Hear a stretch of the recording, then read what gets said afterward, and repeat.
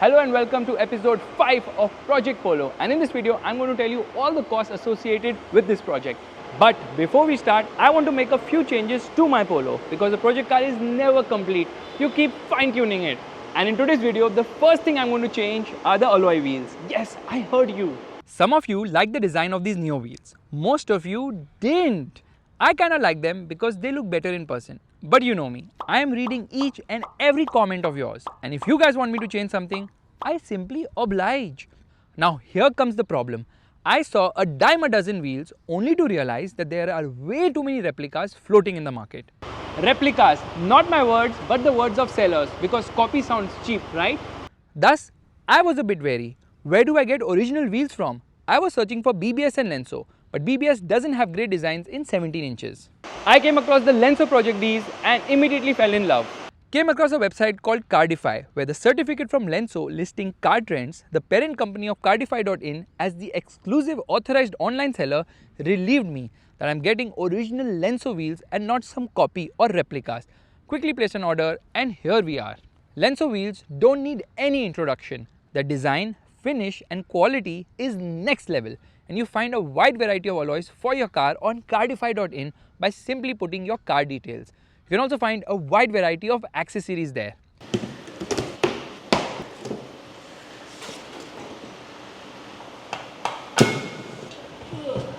Now you might ask, why white wheels? Well, white on white is quite unique, I feel.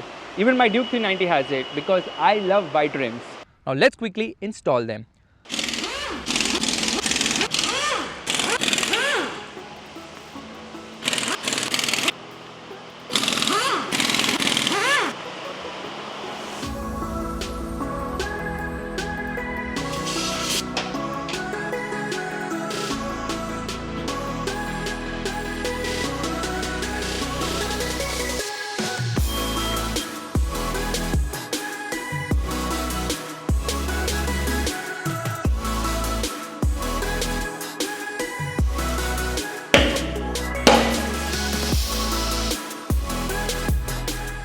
So, out with the old, in with the new. I know a lot of sounds coming because we are obviously changing all the rims right now, all because of you guys. You guys commented, tortured me saying, नहीं अच्छा नहीं अच्छा नहीं अच्छा तो करना पड़ा, अब क्या करूँ? चलो, like तो कर सकते हो वीडियो, इतना तो कर ही सकते हो यार.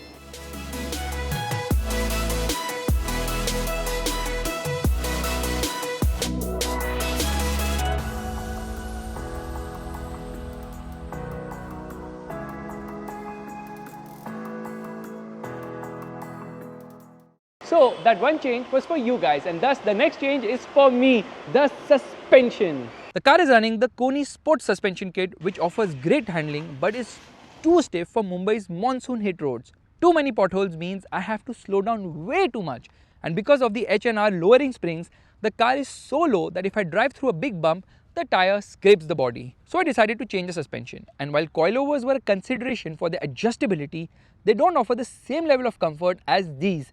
The Koni Special Active Shock Absorber, which is so good that it is an inexpensive alternative to electronically controlled damping systems in modern cars, which obviously can't be retrofitted here.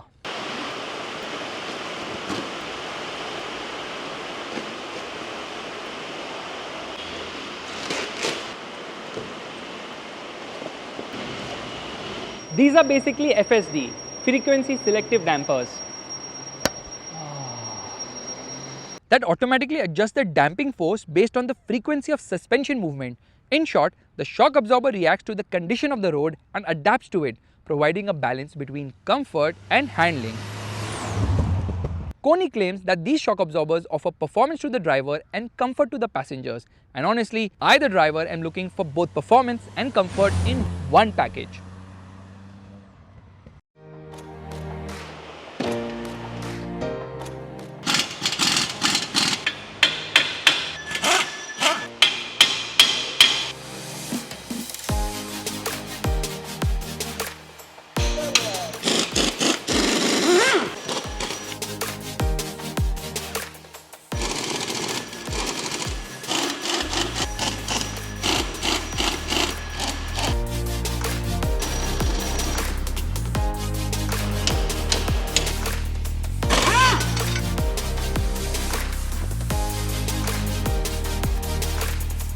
Now these are just the shocks. What about the springs? One option I had was to opt for Euro spec springs, slightly stiffer and lower by 15 mm, but sourcing them has been a challenge. So for the time being, I'm just reverting to my stock springs.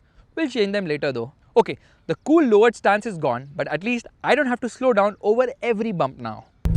The ride quality has improved dramatically. It's like 200% more comfortable when compared to before, and while it's not as sharp-edged like it was earlier, the handling is still very good. Yeah, it's such a joy to drive this car. And listen to this. Yes, I installed a new horn. This is the Skoda horn, which is sold by Roots as the wind tone. It's basically a dual tone and is the biggest safety feature of this car now. So the car is fast now, but with great power comes great responsibility. And that's why I got this GTI big brake kit from German DNA. There are two options for the front, 288mm or 310mm. I opted for the 310s, which also happen to be heavier. Ouch! I also got the rear drums converted to discs with the GTI brake kit update. The size is 232mm. To install, you either need a new axle or new brackets to mount the discs. The latter was done by Aditya from WAG Center Mumbai, who also had to code the ABS module, informing it about the bigger brakes so the ABS doesn't go tizzy. Also, the GTI kit brings in red brake calipers, which improves the braking performance by a further 0.000069%.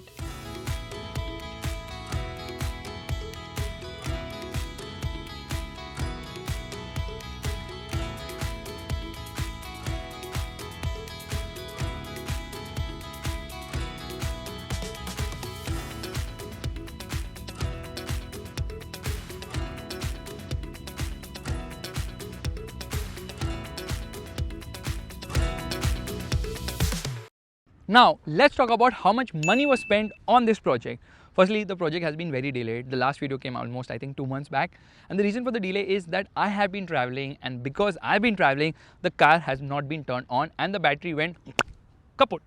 I jump started it, but the battery did not come back to life after turning off the car, which means the battery was gone completely. 3.5 years old battery, so you expect that.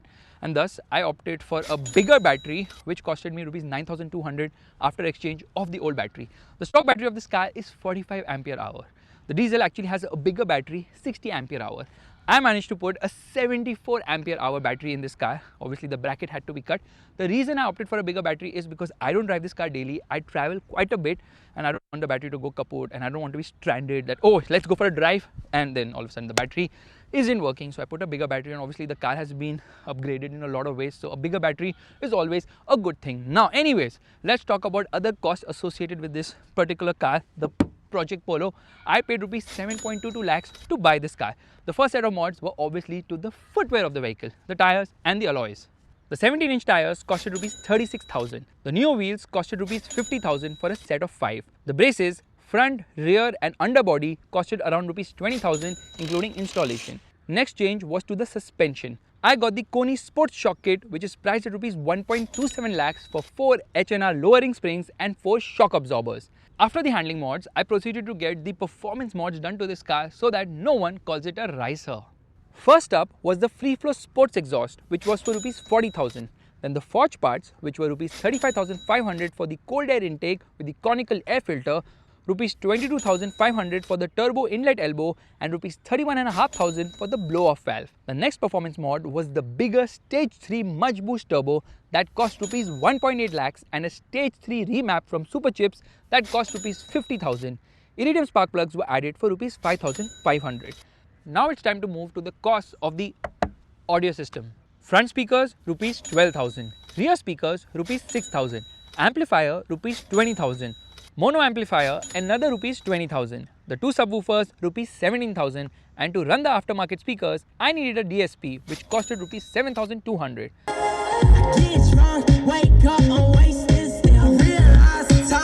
An RC cord for rupees 1,500, damping sheets costed me rupees 8,500, the A-pillar trim from the Polo GTI costed me rupees 8,500. This is the one which has the provision for tweeters so the tweeters don't look ugly on the dashboard.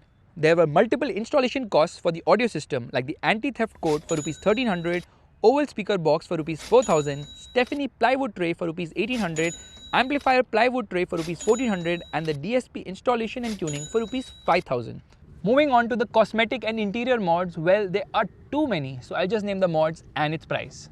Key cover Rs 550, dual tone horn Rs 710, underbody lights Rs 3800, LED number plate light Rs 350, new number plates Rs 1500, ticket holder on the windshield Rs 350, ticket holder on the dashboard Rs 1200, wireless Apple CarPlay module Rs 3800, new car mats Rs 3800, Volkswagen flip camera Rs 13,500, the GTI cluster aka the Maxi Dot cluster Rs 60,000, red seat belts Rs 3,000, Starlight headliner Rs 9,500, LoRa cabin light Rs 4,500, footwell lights with ambient lighting Rs 7,500, scuff plate light with Polo branding Rs 1,500, GTI gear knob Rs 5,500, metal pedals Rs 4,000, but they didn't work. Bucket GTI front seats Rs 38,000 and Rs 12,000 for the Z mount brackets to install them. GTI rear seat cloth Rs 14,000 and Rs 4,500 for the new rear seat cover on which it was upholstered. R-line body kit Rs 37,500. Front lip Rs 6,800. 6-fin diffuser with F1 LED lights Rs 7,800. Ottenga rear spoiler Rs 3,300. M-style carbon fiber mirror caps Rs 2,200. Side fins Rs 1,600. Shark fin antenna Rs 850. Carbon fiber hood Rs 45,000. Carbon fiber VW logos front and back Rs 1,600. GTI headlights Rs 50,000. Audi Q2 type tail lights Rs 12,000. Volkswagen tire valve cover Rs 400. Volkswagen wheel hub caps Rs 2,000. Automatic headlights Rs 5,500.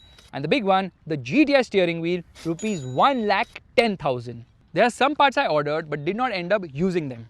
Like the BMC conical air filter for Rs 6,800 because I got a different filter. Front strobe lights for Rs 2,400 and the Brembo brake kit for Rs 18,300 because I opted for the GTI big brake kit which cost Rs 1.06 lakhs for the front setup and Rs 89,000 for the rear setup and another Rs 8,000 for the handbrake springs. These gorgeous Lenso Project D alloys cost Rs 80,000 for a set of 4 and the new Koni special active shocks cost Rs 20,000 each. So that's Rs 80,000. I also needed the rear strut kit which costed Rs 2,800 and the silicone for the struts for Rs 2,400.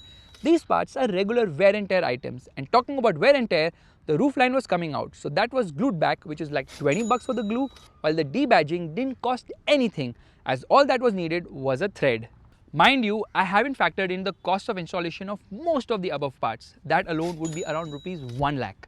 I'm talking about turbo installation, dyno testing, suspension change twice, all the coding for parts like the new brakes and new cluster, painting of the new body kit and all the retrofits, labor, etc. Thus, the total comes out to be, for the mods alone and for this project car. I'm not done yet. I still have a few more mods planned, but now I take a break to figure out what's next for this car. Woo! Bums. Many of you comment saying, why Polo? You could have easily got a BMW.